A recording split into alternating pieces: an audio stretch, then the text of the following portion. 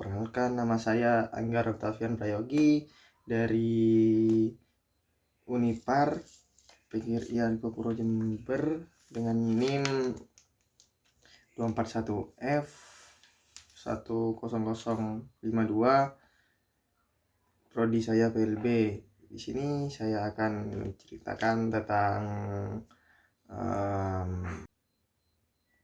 di sini saya mau membahas film Bollywood, sebuah film yang dirilis pada tahun 2007 dibintangi sama Amir Khan yang judulnya Tare Zameen Par. Film ini kalau ditonton langsung sedih banget. Dan syarat maknanya, cara saya bercerita bisa menghibur kalian semua. Film ini bercerita tentang anak yang bernama Isan. Dia ini adalah anak yang masih duduk di kelas 3 SD. Ihsan ini adalah anak penderita disleksia atau anak yang kesulitan dalam belajar. Jadi kondisinya sekarang Ihsan masih belum bisa baca tulis dan menghitung. Dia lebih tertarik pada hal lain daripada mengikuti belajar mengajar di kelas. Di sekolahnya dia jadi anak yang tanda kutip paling bodoh karena selalu dapat nilai paling rendah di kelas. Dan dia di rumah bukan anak satu-satunya. Dia punya kakak laki-laki bernama Johan. Beda dengan Ihsan, Johan adalah anak yang pintar, paling pintar. Hampir semua mata pelajaran dia dapat nilai yang terbaik. Bertolak belakang dengan Ihsan yang selalu menjadi terbelakang di kelas 1. Kian memang tak tertarik dengan pembelajaran sekolah. Dia lebih tertarik untuk bermain dan menemukan sesuatu yang baru di luar sekolah. Suatu ketika Ihsan berkelahi dengan tetangganya yang bernama Rashid. Rashid kesal karena Ihsan melempar bola ke arah yang salah sehingga permainan jadi Raji dan teman-temannya berhenti. Gak cukup cuman marah-marah, Edison Rajid juga memanggil Ihsan dengan sebutan idiot. Keadaan pun semakin tegang sampai mereka baku hantam, saling pukul-memukul. Ihsan mendapatkan luka di kepala, sedangkan Rashid dapat luka gigitan. Hal ini pun membuat Ihsan kesal karena enggak di sekolah. Dan di lingkungan tetangganya dia dapat perilaku yang sama. Ketika pulang ke rumah, ternyata emaknya Rishad datang ke rumahnya mengomeli orang tuanya. Ihsan minta tanggung jawab karena Sirat luka-luka. Padahal situasinya pada saat itu Ihsan juga mengalami luka yang sama. Bukan membela anaknya, si bapak malah langsung nampar Ihsan karena bukan sekali ini aja. Ihsan buat masalah, bahkan si bapak mengancam kalau sekali lagi Ihsan buat masalah, dia bakal dikirim sekolah asrama. Di sekolahnya Ihsan seringkali dimarahi gurunya karena nggak bisa ngikutin pembelajaran dengan baik. Pernah sekali Ihsan disuruh bacain satu kalimat, tapi dia nggak bisa bacanya karena menurutnya huruf-huruf yang ada di buku tersebut menari-nari. Ihsan mengatakan hal yang sejujurnya, memang seperti itulah yang dilihat oleh Ihsan oleh penderita disleksia. Tetapi gurunya menganggap Ihsan lagi ngelawak di kelas. Di kelas ibu guru ini terus aja maksain buat baca dengan benar. Sampai akhirnya karena nggak tahan dibentak terus. Ihsan cuma mengandung nggak jelas. Oh ya, karena hal tersebut Isan pun dikeluarkan dari kelas karena Isyana anak yang tanda kutip berbeda dari anak yang biasanya Isan. Dia pun kerap dibully oleh anak-anak di sekolah, bahkan teman-temannya. Si Isan, bukan Isana. Sekelasnya setelah jam pertama dia memilih bolos pada hari itu dan pergi berkeliaran di jalan melihat sekitar. Pergi kemanapun dia mau melihat apapun yang dia suka di rumah. Ihsan memang menunjukkan keterkaitannya pada seni dan dunia hewan. Dia juga suka melukis, menggambar, dan bermain pada malam hari. Dia bercerita ke kakaknya kalau dia bolos sekolah pada hari itu dan dia nggak takut sama sekali. Bahkan itu menjadi pengalaman baru buat dia. Dia pun minta bantuan kakaknya untuk menuliskan keterangan absen palsu karena dia bolos pada hari itu. Keesokan paginya di sekolah, gurunya mengadakan ujian matematika dadakan yang membuat Ihsan pusing. Bukan main baca aja nggak bisa nulis, juga nggak gitu. Ngapa lagi jadi dia mencoba untuk mengerjakan soal matematika dengan imajinasinya. Buat Ihsan pun berhasil menjawab soal nomor 1. Buat Ihsan berhasil menjawab soal nomor 1. Tapi imajinasinya untuk satu soal tadi ternyata ngabisin waktu yang lama banget. Sampai waktunya habis. Dia cuma bisa jawab satu soal. Udah itu jawabannya. Salah lagi pada hari yang lain ketika di rumah dia ketahuan bolos karena bapaknya menemukan surat izin palsu yang Ihsan gunakan ketika dia bolos. Dia pun dapat amukan lagi dari si bapak. Bahkan di sekolah mereka dipanggil oleh sekolah dan guru-guru. Para guru menjelaskan kepada si bapak dan si ibu betapa bodohnya Ihsan ketika belajar di kelas. Kepala sekolahnya pun menyerahkan untuk memindahkan izin ke sekolah yang lain. Karena Ihsan saat ini udah 1 kali nggak naik kelas, jadi nggak mungkin nggak naik lagi untuk kedua kalinya. Akhirnya terpaksa si bapak berencana memindahkan Ihsan ke sekolah asrama walaupun Ihsan berusaha untuk menolak. Hal tersebut Ihsan berjanji akan belajar lebih giat lagi, tapi sia-sia saja karena dia tetap akan pindah ke sana.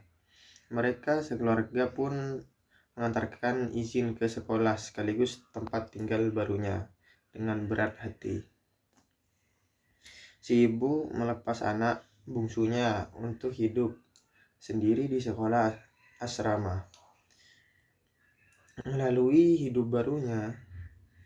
Si Ihsan melalui hidup barunya di sana karena belum bisa beradaptasi. Izin gantinya melamun dan menangis. Si Ihsan menangis seakan enggak percaya dia hidup jauh dari keluarganya. Apalagi dia menganggap bahwa nasib yang dialami saat ini adalah bentuk hukuman dari orang tuanya. Karena kenakalan yang dia buat di sekolah barunya itu tetap mendapatkan bulian. Ihsan pun tetap mendapatkan bulian. Dia masih aja dimarahi gurunya karena dia nggak bisa belajar seperti anak pada umumnya. Nggak ada yang paham sama Ihsan yang memang menderita disleksia di asrama ini.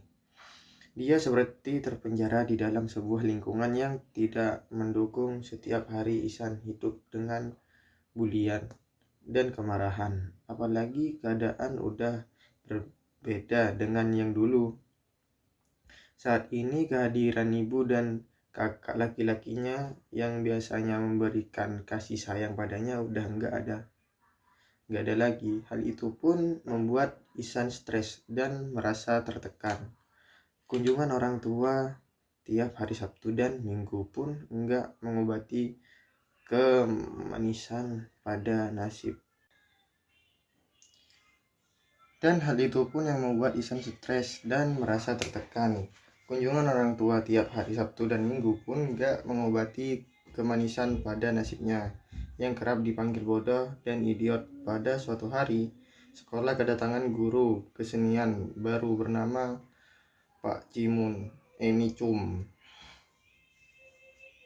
Kedatangan guru kesenian baru bernama Pak Nicum ini membawa orang yang berbeda untuk sekolah ini. Metode mengajarnya sangat asik dan fun. Baru hari pertama aja dia langsung dekat dengan murid barunya, tetapi tetap aja Ihsan belum lepas dari stres yang dialami selama tinggal di asrama. Sehingga waktu Ihsan lebih banyak di sini dengan merenung dan melamun, ditambah lagi ketika ibunya menelpon dan mengabari kalau mereka nggak bisa datang pada hari Sabtu nanti karena menghadiri pertandingan final tenis yang kakaknya ikuti. Hal itu membuatnya sedih dan nggak ngomong satu kata pun.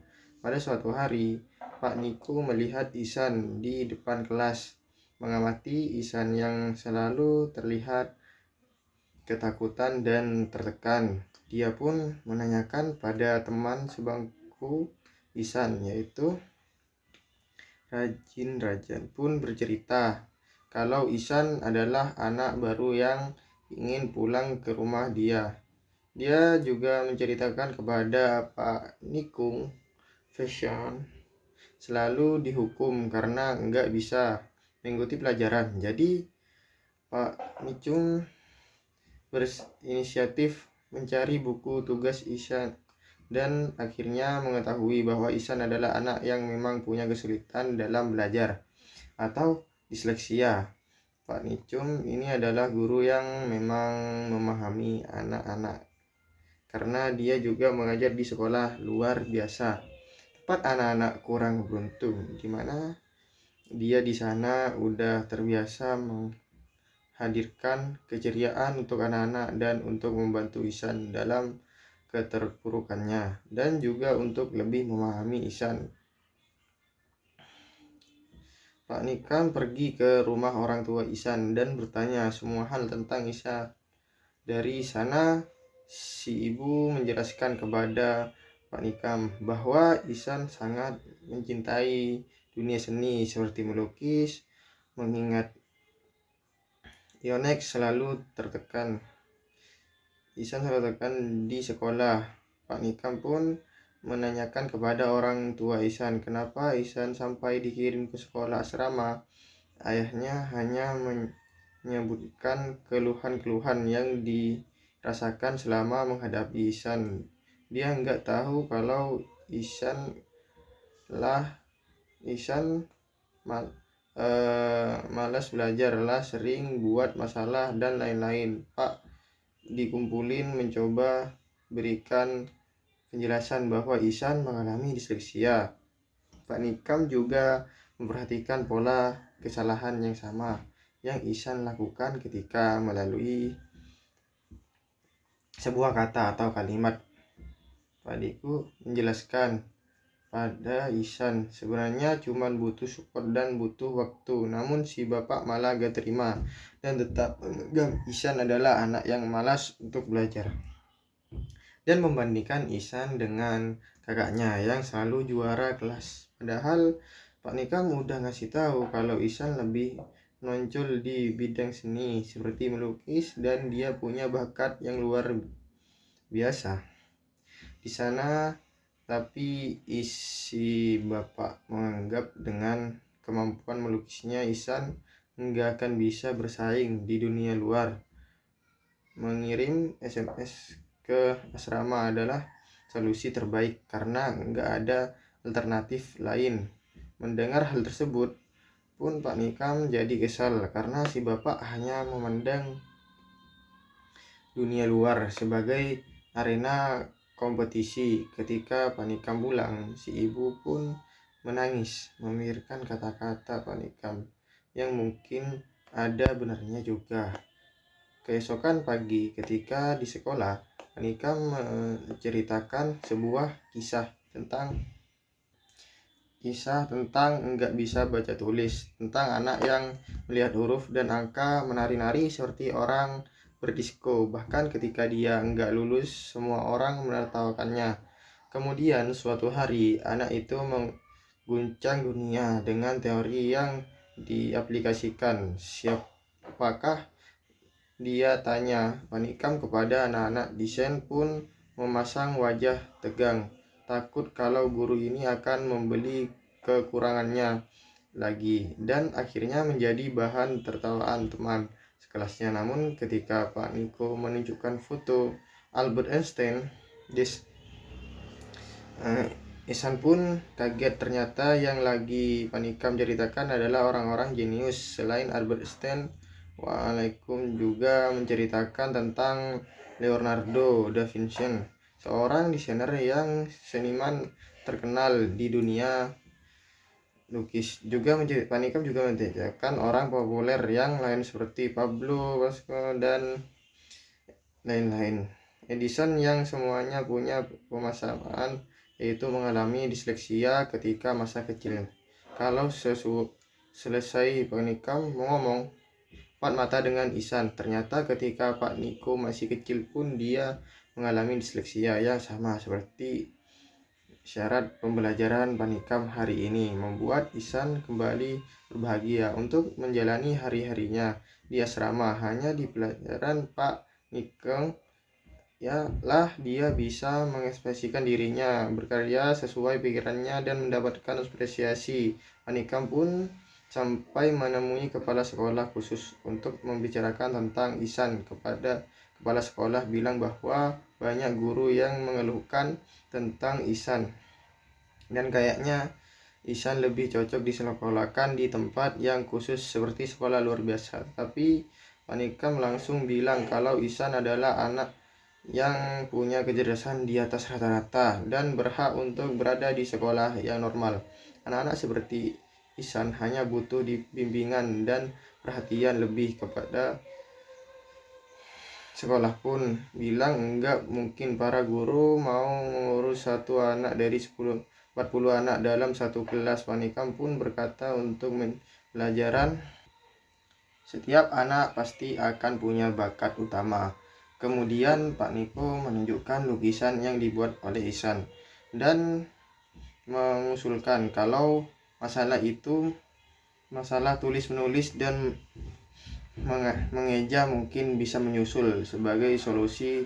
Ihsan bisa dites secara lisan, karena secara lisan ataupun tertulis pengetahuan tetaplah pengetahuan, dan Pak Nikam akan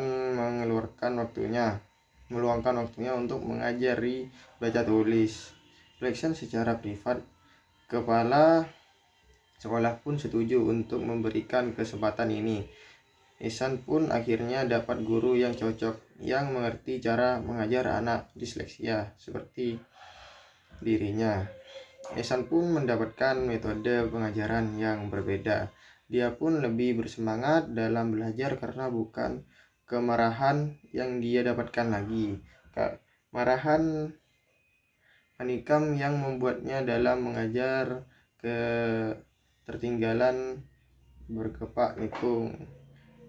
Pak Nikung, kemampuan baca tulisnya pun meningkat dari waktu ke waktu. Suatu hari ketika lagi ngajar, Pak Nikam kedatangan bapaknya Ihsan yang kebetulan lewat karena ada bisnis. Maksud si bapak capek-capek nemui Pak Nikam cuma mau bilang kalau dia dan istrinya udah baca semua artikel tentang disleksia di internet. Hal itu cuma mau nunjukin kepada Pak Nikam kalau mereka perhatian sama Ihsan. Ternyata si bapak enggak menangkap maksud dari Pak Nikam.